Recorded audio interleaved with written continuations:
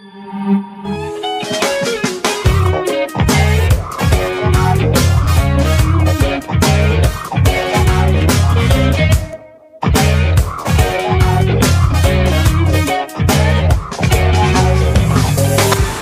guys, selamat datang di podcast Kelompok 2. Sana sini bahas ekonomi bersama gua Ridho yang pertama sebagai host di podcast Kelompok 2 pada hari ini.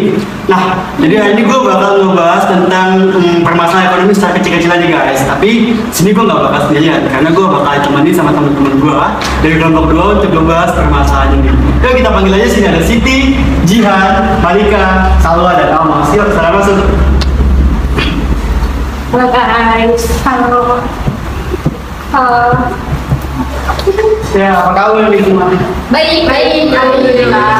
Kasih kan bos? Dikit. Oke. Nah, lu pada kan tahu nih kita nih bakal bahas masalah ekonomi ya. Oh ya, ngomong-ngomong soal ekonomi nih, kalau kedengeran kata ekonomi itu di pikiran gue tuh apa sih? Kalau gua sendiri ya, kalau gua sih tentang bisnis. Oke, bisnis. Kalau di pikiran gue sih ekonomi tentang uang. Uang, cewek banget nih. Kalau lu gimana? Mbak? Kalau gue sama kayak dia ngitung duit.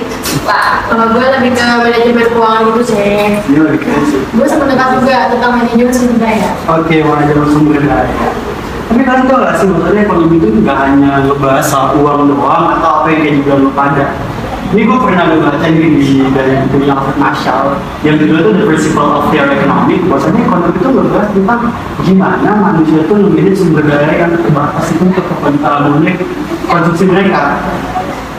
Oh yang bener banget, pas di kelas Bu Tiwi pernah bilang, jadi kalau ekonomi itu mempelajari segala aktivitas memanfaatkan sumber daya yang terbatas untuk memenuhi kebutuhan manusia yang tidak terbatas. Berarti kalau ekonomi itu mempelajari tentang kelangkaan ya?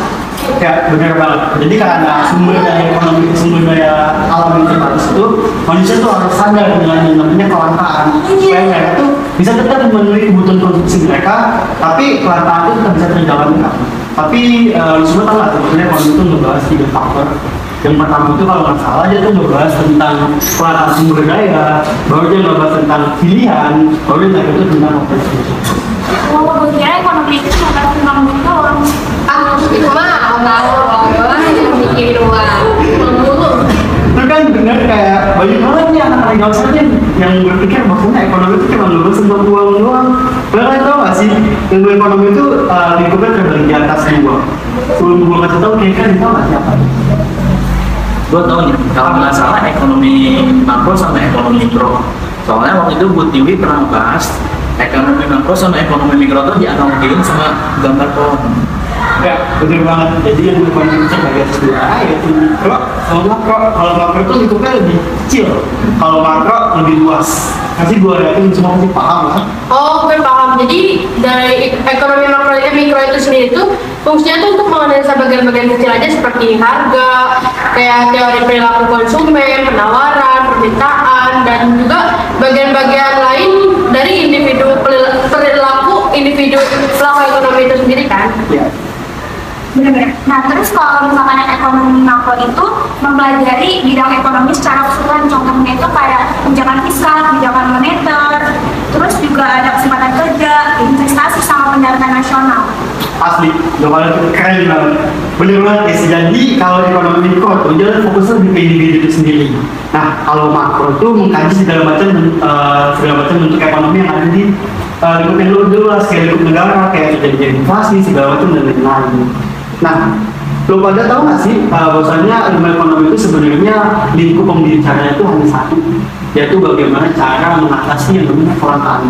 Lo pada tuh masuk untuk kelangkaan? Gue tau nih, kelangkaan itu kondisi di mana ketersediaan sumber daya alam itu terbatas untuk memenuhi kebutuhan hidup manusia, sehingga diperlukan biaya pengorbanan untuk mendapatkannya, dan diperlukan juga tentang perekonomian menghasilkan barang dan jasa untuk memungkinkan semua orang itu menggunakannya. Bener ya. Tapi gue mau nanya, kira-kira ya, untuk yang di teman juga nih, kalau manusia mengalami kelangkaan, mereka tuh bagaimana sih? Kalau menurut gue sih ya, manusia itu harus pintar ngatur kebutuhannya sih. Jadi buat yang namanya skala prioritas atau study of choice. Jadi tahu nih mana kebutuhan, yang mana yang harus, atau cuma keinginan doang. Iya benar. Soalnya manusia itu kadang suka lupa mana yang kebutuhan, bahkan nggak bisa bedain gitu. Mana yang kebutuhan prioritas dan yang hanya keinginan dan bisa didapetin nanti.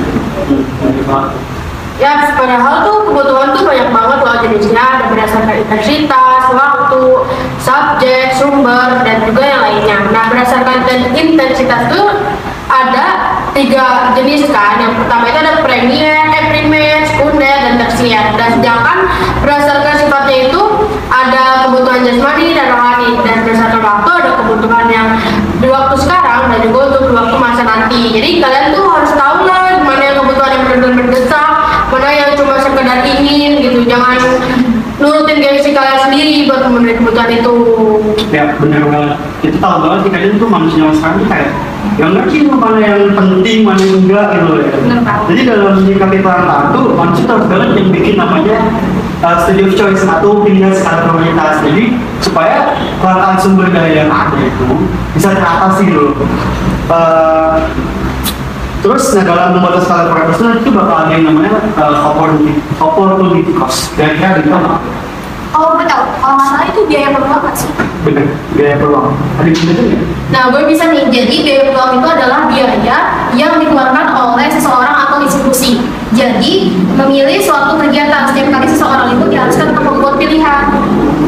Nah, gue juga mau nambahin nih, jadi biaya peluang itu muncul karena sumber daya ekonomi yang terbatas sehingga memaksa manusia ini untuk bisa gitu memilih barang mana aja nih yang penting. Nah, makanya dibuat skala prioritas. Oke, bener banget.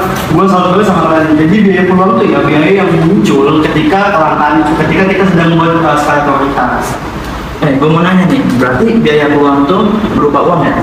Enggak dong, opportunity cost itu nggak selalu dikaitkan dengan uang, namun dapat dihubungkan juga dengan kebahagiaan, waktu, benefit, dan juga yang akan diperoleh di masa yang akan datang. Ya, jadi istilah itu kalau kita mau butuh sesuatu, kita tuh harus ngalamin namanya pengorbanan gitu. Seru ya, ngebahas ginian gitu loh. Tapi sayang banget nih, gue mau nutup di podcast karena apa ya? Kita udah ngebahas banyak banget dan gue juga mau gini nih, abis buat segini nih. Gue mau terima kasih banget nih karena kalian udah mau gue ajak ngobrol-ngobrol ngebahas ekonomi di pasca UAS ekonomi kemarin yang lumayan bikin brainstorm gitu lah. Jadi kira-kira gue sekali gue mau terima kasih banyak kepada kalian. Sama kita juga gue kan selama kayak gini tuh ada masukan ilmu gitu kan untuk mengulang kembali juga, jadi biar gak cepat lupa juga. Bentar, mau ngomong soal ulang kembali mau masih kesimpulan nggak? Gue deh, Oke. gue udah nyimpul ini tentang materi. Jadi ilmu ekonomi itu mempelajari segala aktivitas dalam memanfaatkan sumber-sumber daya yang terbatas untuk memenuhi kebutuhan manusia yang tidak terbatas. Nah, ilmu ekonomi itu secara garis besar bentuknya terbagi atas 2, yaitu ekonomi mikro dan ekonomi makro. Dan contohnya itu kayak harga biaya produksi, perilaku konsumen dan produsen. Nah, yang kedua ada ekonomi makro. Itu menganalisa perekonomian secara keseluruhan. Contohnya seperti inflasi, pengangguran, kebijakan moneter dan juga fiskal. Nah, kegiatan yang dilakukan individu tersebut tentunya dipengaruhi sampai yang namanya indikator ekonomi, yaitu kelangkaan. Nah, kelangkaan ini dapat diatasi dengan cara membuat yang namanya skala prioritas. Thank you banget lo selalu udah mau repot-repot nyatet di HP untuk kasih kesimpulan. Oke guys, mungkin dari gua sebagai host cukup ngucapin terima kasih banget atas atensi kalian udah mau dengerin gua sama temen gua mau ngobrol. Makasih ya. Gua sama temen gua mewakili kelompok 2 ngucapin terima kasih dan sampai jumpa. Tapi belum, kita mau bakal dari yel-yel. Oke. Kita bakal dari yel-yel. 2, 3. Kelompok 2.